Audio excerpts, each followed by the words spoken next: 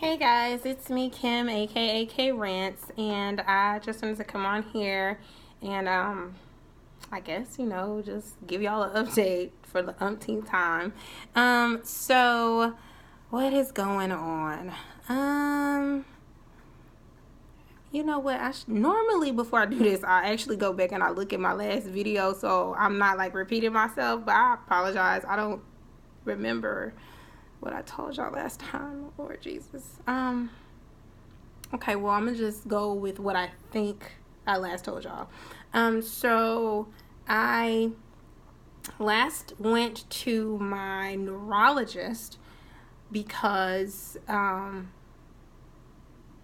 they wanted me to get the biopsy. And so biopsy came back and said that I had some muscle like involvement, but it wasn't like definitively like polymyositis or dermatomyositis or any type of other like idiopathic muscle disease. So that I guess is good news. And then they wanted me to follow up with UT Southwestern because they have a more like comprehensive or robust program for just people that are dealing with like neuromuscular related illnesses. So they just sent me over there just to kind of, I guess, get clarity on my biopsy. Plus, UT Southwest, they processed my specimen for my biopsy anyways. So I went there, and that was, I believe, on the 10th of this month. And so it was a really good appointment. I mean, they're very thorough. Got good feedback about that. They wanted me to basically continue on because right now I'm on 10 milligrams of prednisone. And so they don't want to up that, which I don't want to up it either because I really don't want to be on medication. That's something that, excuse me, I'm sorry. That's something that I really hope long term to just get off of medication. So I'm on 10 milligrams of prednisone. That's been now for about the last 6 weeks. And then they want to up my CellCept, but before they made those recommendations, they wanted me to go get blood drawn. Of course, anytime they make any type of changes to your medication, they always want to get like up-to-date labs. So an issue that I've actually been dealing with is and I guess this has been like forever, and so maybe again this is just a genetic predisposition, but my arteries or veins, I suppose, like they have so much scar tissue around them. And so like legit, y'all, I was in the lab after I left the appointment 2.5 hours, no success, right? So my rheumatologist had already ordered all these labs for me, and because they can like see what each other does, I was like, okay, well, I'll just go ahead and kill two birds with one stone. I'll go to this appointment, then I'll go to the lab, and then whatever the UT Southwest doctors want, they can get that, and then it'll also serve for JPS, which is where I go for like all my care and stuff. Well, shit, 2.5 hours, nothing. And like they would get a flash or whatever, but my veins were not hearing it. They weren't here for none of it. And I'm like, damn, like that's an issue for me. So my question to you guys is anybody having that problem? Because I remember when I was getting my biopsy and they were doing the IV, normally now, like if for any procedure that I have got to get that little machine, the I guess the sonography little machine where they have to like use it and kind of like find the veins, because they have to go deep, because these veins that I guess like that are on my arms and stuff, they don't give off anything. And I believe it's just because like the one lady was saying when she put the vein or the needle in my vein, she could feel like it felt like it was the needle was grabbed, but nothing was coming out. And so they stuck me. I mean, I'm running around here looking like I shoot up. I don't know if y'all can see, but my little arm is all bruised. And, that's not fun. So anyways, I went through that 2.5 hours, nothing. And then I was frustrated, pissed off, because I hate it when, my little quarterly 3 months rolls around and I got to get my labs. So anyways, I'm like, hey, Dr. Thomas, which is my rheumatologist, I said, can I get a port? Because this is ridiculous. And so she actually didn't recommend it because she said then you're more susceptible to getting what do you call it, I guess like infections and stuff. So I don't know. I mean, she was like, it's only 3 months. Every 3 months that we really need labs from you. I mean, like, I guess suffer through it. But I'm praying that this doesn't progress or get any worse. I mean, I've always been a hard stick, but damn, like, this is ridiculous. So anyway, I waited a week because they stuck me maybe 5 or 6 times. And at first I was going to like go like the next day, but I was like, no, like I really need to like try to just like let all that like, heal up and whatever. So I waited a week. I went, thankfully somebody was able to get my blood work. When I went, I think it was last Tuesday, I went, everything came back.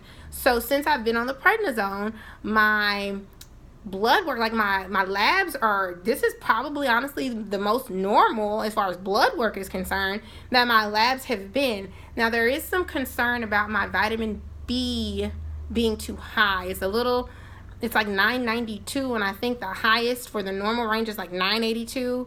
So I'm a little bit concerned about that. Because I know that with a lot of this medication, and even with just having autoimmune illness, there's like some kidney and liver involvement that can kind of, occur. And then too, just being on a steroid long term, you don't want that either. So I'm still, like looking for alternatives. I've decided that I'm going to stop playing with life and go ahead and like get back on my grind with my dietary changes, because the funny part about, I guess, quote unquote, feeling better and, having your symptoms kind of subside is you can eat more and do more things that are not necessarily as healthy. So, I've been kind of indulging in the gluten a little bit more than I probably should. And I mean, I can tell the difference. So I'm thinking, with the changes that are occurring as far as like, being on the prednisone and stuff like that, I am feeling better. The one thing that I am noticing is that like I can bend down further, so I'm like closer to touching my toes. My range of motion has improved. So the prednisone does work, but I think I'm still going to ask for the IVIG. But I know a couple of you have commented about it, and you said that you've gotten like good results from it. My concern or question, I guess, would just be, do you have it, like, I guess, and maybe you guys obviously wouldn't maybe be able to answer this. This would be something I would ask my doctor. But just like, is that maybe a more safe option as far as like side effects and stuff, than being on the steroid? Because I really just don't want to be on a steroid for a long term. So anyways, that's that. I'm really excited though. I feel better. I think I'm changing my mind about some stuff, and I'm about to, cut this off because I know I can get long-winded, but I just wanted to like really seriously like share with you guys like how important, just like changing your mindset is. Even though like it's kind of like gloom and doom, you get this diagnosis, they tell you, oh my God, there's no cure, you're gonna have to get on this medication or that medication, go see this provider over here and that provider over there. You can really get in your head and really just kind of just be so depressed and angry. And I think for like the first 2 years, I just was consumed with just emotions, and I didn't really grieve like the fact that, oh my God, I was going through something and I'm not maybe gonna ever go back to my old self, and I had these limitations. My features changed as far as like my facial features, and it just was so depressing, and I felt so depressed. And then, just all those emotions, I was stressing because I was worried. There were times where I was like, oh my God, am I going to be here, in a month or 3, 6 months, whatever. And it just was just all negative energy. And that just manifested into just stress. And, stress is just not some shit that we need to be dealing with when we have autoimmune situations going on. So I just want to say, like, take whatever time you need to get some clarity, and just try your damnedest, your hardest to figure out, like, just find the silver lining. Like, what is it that you can find that you can focus on so that you can try to turn this around for you? Because, I mean, I really feel like the mind work that I'm doing is helping me deal with this better. And I mean, I don't want to sound cheesy, like if you can believe it, you can achieve it. But it's so true. Like, changing how you think, your outlook, and just, accepting the fact, okay, it is what it is, but this is what I can do, instead of looking at all of your limitations, is really life-changing. And it's so critical in making sure that you eliminate all the negative shit. So if you got to stop talking to family, friends, let that shit go. It is so not worth it. So I just wanted to kind of give that little quick spiel, because I'm starting to see the positive results of me just diligently working on my mindset and being mindful of just like how I freaking think about this thing. And I mean, I feel better. And so, I mean, that's priceless to me. And I mean, I feel like sometimes it's better than the damn medication that they've been prescribing me. But anyway, I'm done. I hope I gave you guys the most recent update and I didn't repeat myself too bad. But if you guys, again, have any concerns, questions, please feel free to comment. I always try to make sure that I do respond, because I want this to be, interactive. I definitely want to share, what your experience is.